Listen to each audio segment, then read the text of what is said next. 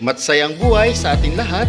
Ngayon ay pag-aralan naman natin ng isa pang paraan sa pag-add at pag-subtract ng dissimilar fractions. Ang paraan na to ay tinatawag natin na butterfly method. So alam ko makakatulong to sa inyo, pero dapat may kaalaman pa rin tayo sa dati nating mga lessons.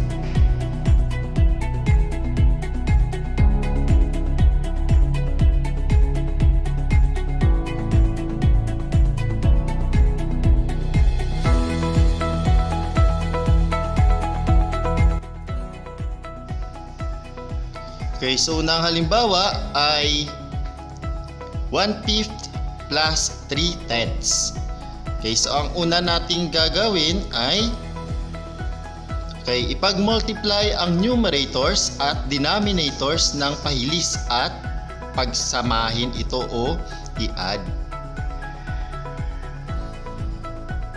So yan po yung ating fractions. 1/5 plus 3/10. So unahin natin yung 1 at saka 10. 1 times 10 equals 10. Sunod naman yung 5 at saka 3. So 5 times 3 equals 15.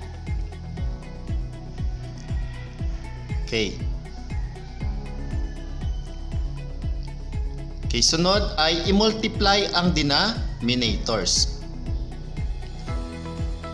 Para yun ang magiging bago nating denominator. So 5 times 10 equals 50.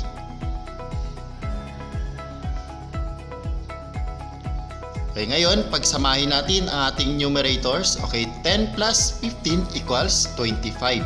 So kukopyahin natin ang 50. Kung mapapansin natin, si 25 over 50 ay hindi pa nasa lowest term. Mayroon silang common factor. So kukuhanin natin ang greatest common factor ng 25 at 50. So ito ay 25. So i-divide natin ang ating numerator at denominator sa 25. So 25 divided by 25 equals 1. 50 divided by 25 equals 2. So 25 over 50 sa lowest term ay 1/2. Sunod natin na halimbawa ay 1/7 plus 1/2. So ganun pa rin po ang ating gagawin. Ipag-multiply ang numerators at denominators ng pahilis. Pagkatapos ay pagsamahin ito. So ito yung ating magiging bagong numerator. So unahin natin ang 1 at saka 2. 1 times 2 equals 2. Plus. So 7 times 1 equals 7. Isunod natin ang ating denominator. So 7 times 2 equals 14. So pagkatapos ay pagsamahin natin ang ating numerator.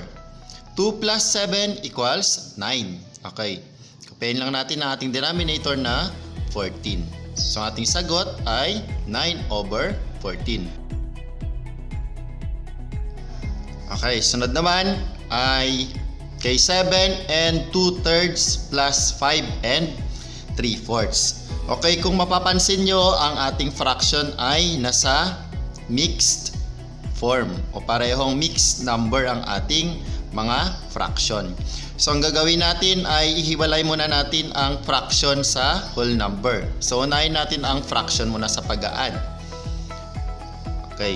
So gamit ang butterfly method, ipag-multiply natin ang ating numerators at saka denominators ng pahilis. So unahin natin si 2 at saka si 4. 2 times 4 equals 8. Sunod ay 3 times 3 equals 9. Pagkatapos ang ating mga denominators naman. 3 times 4 equals 12. Pagkatapos ay pagsamahin natin ang ating numerators. 8 plus 9 equals 17. Okay, over 12. Kung mapapansin natin, si 17 over 12 ay improper fraction. So, isulat natin ito sa mixed form. So, yan ay 1 and 5 over 12. So, isusunod natin ang ating whole number. 7 at saka 5. 7 plus 5 equals 12. Pagkatapos, i-regroup natin ang ating mga fractions. 12 plus 1 and 5 over 12. Okay, ang ating sagot ay 13 and 5 over 12.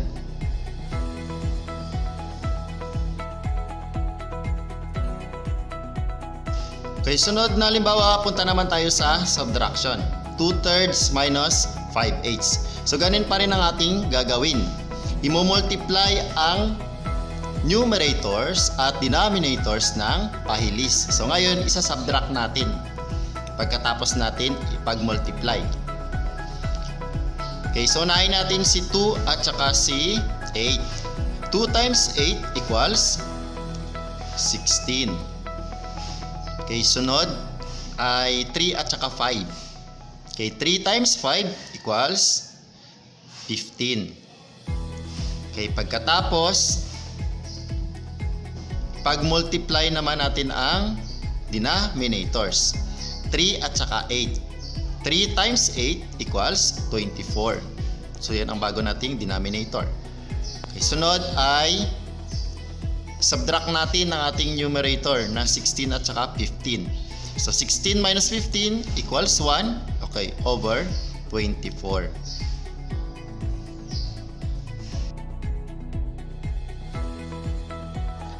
Okay, sunod ay 12 and 5/7 minus 5 and 1/4. Okay, so dahil mixed fraction ulit ang ating halimbawa, iiwalay natin ang fraction sa whole number. So, unahin natin ang fraction gamit ang butterfly method. Okay, so ang ating fraction ay 5/7 at saka 1/4. Okay, so i-multiply ang numerators at denominators ng pahilis. Okay, unahin natin si 5 at saka 4.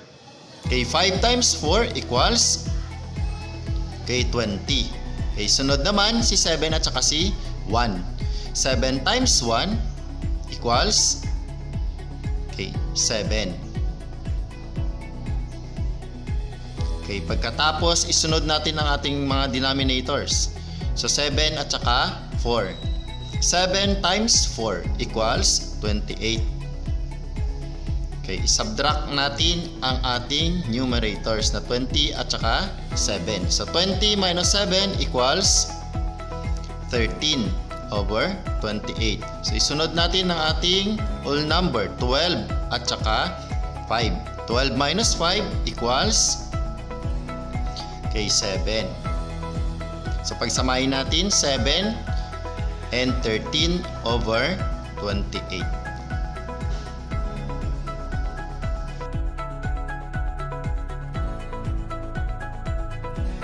Okay, sunod ay 4 and 1/5 minus 2 and 2/3. Okay, so paghiwalay natin ang fraction sa whole number. Okay, kung mapapansin natin, ang 1/5 minus 2/3 ay kulang. Okay, kapag ginamit ang butterfly method, makikita natin dyan, 3 minus 10, kulang. So, ang gagawin natin ay i-rename natin ang mixed number sa improper fraction. Okay, si 4 and 1/5 at saka si 2 and 2/3 ay gawin nating improper fraction. Okay, so 4 and 1/5 sa improper ay 21 over 5. Okay, 5 times 4, 20 plus 1 equals 21. Okay, ang 2 and 2/3 naman sa improper ay 8 over 3. So 3 times 2 equals 6 plus 2 equals 8. So ang ating bagong fraction ay 21 over 5 minus 8 over 3. Gamit ang butterfly method, okay, ipag-multiply ang numerators at denominators ng pahilis. Okay, unahin natin ang 21 at saka 3. 21 times 3 equals 63. Okay, minus, okay, sunod 5 tsaka 8. 5 times 8 equals 40. Okay, pagkatapos ay yung ating denominators na 5 at saka 3. Okay, 5 times 3 equals 15. Okay, so isubtract natin ang numerator. 63 minus 40 is equal to 23. Okay, over 15. Kung mapapansin natin, ang 23 over 15 ay improper fraction. So para isulat ito sa kanyang simplest form, gawin natin itong mixed fraction. So 23 over 15 sa mixed fraction ay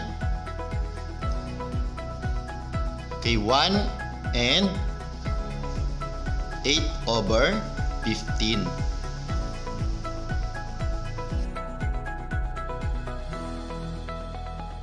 Maraming paraan sa pag-solve ng problem sa math. So hindi natin kailangan maging perfecto. Ang importante ay alam natin ang concept at saka yung skills na dapat nating matutunan. At huwag tayong matakot magkamali at subukan natin kasi sa bawat pagkakamali natin sa pag-solve ng mga problem, doon tayo na tututo. At tandaan natin na ang mga numbers ay hindi natin kaaway o ang subject na math ay hindi natin kaaway. So be friends with the numbers. So maging positibo dahil ang matyaga ay matututo.